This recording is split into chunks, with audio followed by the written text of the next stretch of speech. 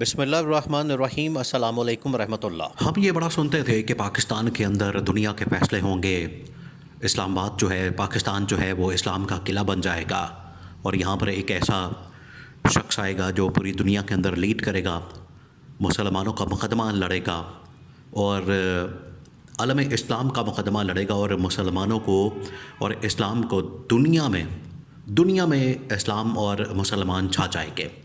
یہ اس طرح سے بہت ساری باتیں ہوتی تھیں 100 سال پہلے، 200 سال پہلے، فلاں بابے نے پریڈکشن کی، فلاں بابے نے یہ کہا، فلاں بزرگ نے یہ کہا، اہل علم والوں نے یہ کہا، لیکن اب وہ حقیقت بننے جا رہا ہے۔ یہ بڑا اہم معاملہ ہے، بڑی کمال قسم کی ڈیولپمنٹ ہوئی ہے، اور اب جو اس حوالے سے ڈیولپمنٹ ہوئی ہے وہ اس بات کا ثبوت ہے، اس سے یہ ثابت ہوتا ہے کہ آج سے 200 سال پہلے، 400 سال پہلے اس خطے کے متعلق، اس ریجن کے متعلق، اور یہاں پر 1947 کے اندر بننے والے پاکستان کے متعلق جو پریڈکشن کی جاتی تھی، جو پیشن گوئیاں کی جاتی تھی، وہ 2025 کے اندر اسی سال کا تو انتظار کیا جا رہا تھا، اسی کوارٹر صدی کا تو انتظار کیا جا رہا تھا کہ کوارٹر صدی گزر جائے گی، پھر اس کے بعد 2025 کے اندر یہ جو پیشن گوئیاں کی گئی ہیں یہ حقیقت بن جائیں گی، یہ سچ ہو جائیں گی، اور حقیقت کا روپ دھار لیں گے۔ اور جو لیڈنگ شخصیت ہوگی وہ کون ہوگا؟ وہ ہوگا عمران خان۔ عمران خان تو آج ہے پابند سلاسل، عمران خان تو آج ہے جیلوں کے پیچھے، عمران خان تو آج ہے قید و بند کی صحبتیں کاٹ رہا ہے، اور مسلسل پچھلے 2.5 سال سے اس چیز کا سامنا کر رہا ہے، مقابلہ کر رہا ہے۔ لیکن وہ جو 2025 کے متعلق جو پروڈکشن اور پیشن گوئی کی گئی تھی وہ یہی، اب دیکھیں فروری کا مہینہ تو اینڈ ہونے والا ہے، پھر اس کے بعد رمضان آنے والا ہے، عید آنے والی ہے، اس کے بعد ایک تحریک شروع ہونے والی، بہت بڑی تحریک۔ یہ اتنی بڑی تحریک ہونی ہے پاکستان کی تاریخ میں، اتنی بڑی تحریک ہونی ہے، اتنی بڑی تحریک عدلیہ تحریک نہیں تھی، اتنی بڑی تحریک ذوالفقار علی بھٹو کے خلاف نہیں تھی، اتنی بڑی تحریک جب بنگلہ دیش ٹوٹ گیا، جب پاکستان ٹوٹ گیا، بنگلہ دیش بن گیا، اس وقت نہیں چلی تھی۔ اب جو تحریک چلے گی وہ پاکستان کی تاریخ کی سب سے بڑی تحریک چلے گی، جس کا عمران خان نے اعلان کر دیا۔ عمران خان نے کہہ دیا کہ چھوٹی عید کے بعد ہم باقاعدہ طور پر سڑکوں پر آ رہے ہیں، اور یہ تحریک ہو جائے گی۔ اب اس کو لنک کس طرح سے کیا جا سکتا ہے اس پریڈکشن کے ساتھ، اس پیشن گوئی کے ساتھ، جو کہ آج سے 200 سال پہلے، 300 سال پہلے جو بزرگ تھے یا اہل نظر تھے ان لوگوں کی جانب سے کر دی گئی تھی، اور بتا دیا گیا تھا کہ پاکستان وہ خطہ ہوگا، یا اس خطے کے اندر ایک ایسا ملک وجود میں آئے گا، ایسا ملک وجود میں آئے گا جو کہ اسلام کا قلعہ بن جائے گا۔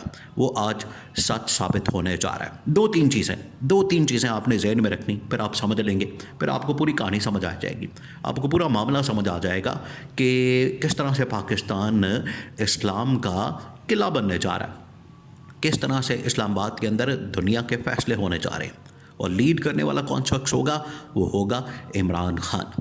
پہلی بات یہ کہ طیب اردگان دیکھیں، جو کانسیپٹ عمران خان نے اپنے دور حکومت میں عالم اسلام کے متعلق طیب اردگان کے ساتھ، محمد بن سلمان کے ساتھ، مہاتیر محمد کے ساتھ شیئر کیا تھا، طیب اردگان اسی کانسیپٹ کے لیے آج پاکستان پہنچا۔ لاسٹ ویک وہ پاکستان کے اندر موجود تھا۔ کیوں تھا؟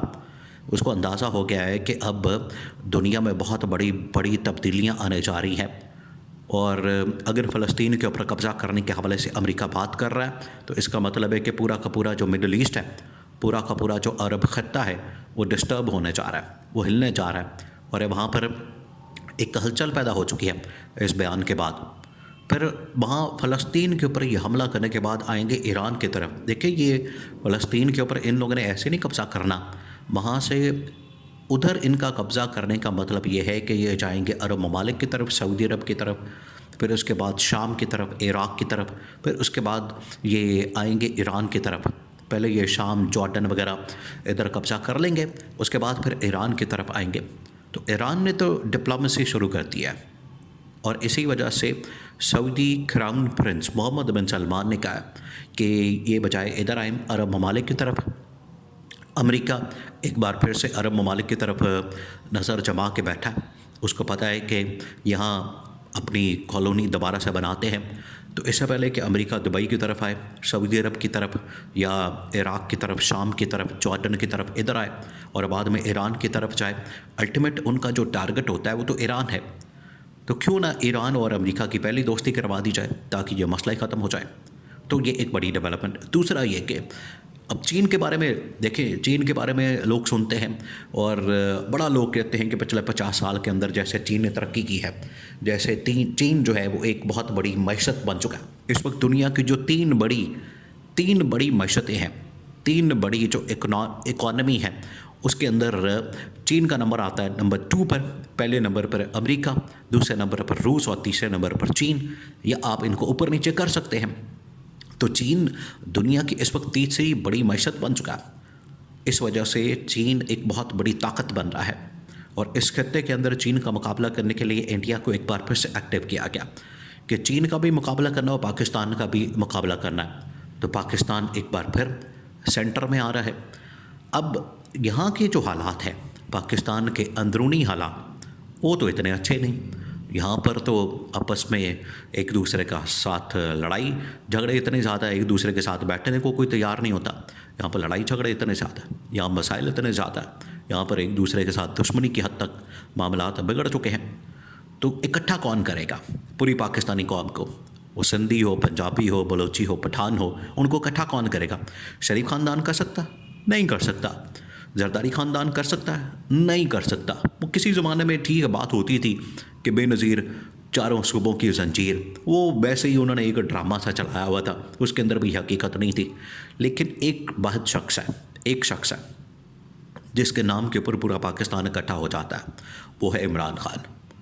عمران خان کو لایا جانا ہے، اور عمران خان کو لا کے پورے پاکستان کو ایک پلیٹ فارم کے اوپر اکٹھا کرنا ہے، ایک پوائنٹ کے اوپر اکٹھا کرنا ہے، ایک ایجنڈے کے اوپر اکٹھا کرنا ہے، ایک پرچم کے نیچے لانا ہے، تاکہ اس کے بعد پھر کیپٹل کے اندر، اسلام آباد کے اندر مسلمانوں کا ایک بار پھر سے اجلاس بلایا جائے. جس طرح سے آج سے تقریباً کچھ 40 سے 50 سال پہلے 1974 میں 1974 میں لاہور کے اندر اسلامی ممالک کی ایک بہت بڑی کانفرنس ہوئی تھی. وہاں پر تمام جو اسلامی ممالک کے 40 سے 50 وہ سارے یہاں پر آئے تھے. ایک بار پھر سے اس کی ضرورت پڑ گئی ہے. اور اکٹھا کون کرے گا؟ وہ نہ صرف پاکستان کے اندر تمام لوگوں کو اکٹھا کر سکتا ہے، بلکہ پورے کے پورے عالم اسلام کو اکٹھا کرنے کی جو صلاحیت رکھتا ہے وہ عمران خان ہے. اور جنرل عاصم منیر، پیچھے بیک ڈور چینل کے اوپر عاصم منیر کو کنونس کیا جا رہا ہے، آرمی چیف کو کنونس کیا جا رہا ہے. پاکستان کی فوج اس پوائنٹ کے اوپر آ رہی ہے کہ ہمیں دنیا میں لیڈ کرنے کی ضرورت ہے، نہ کہ آپسی معاملات میں ہم اس طرح سے لڑتے رہیں. تو اب وہ جو پروڈکشن ہے اسی سال عید کے بعد سچ ہونے جا رہی ہے.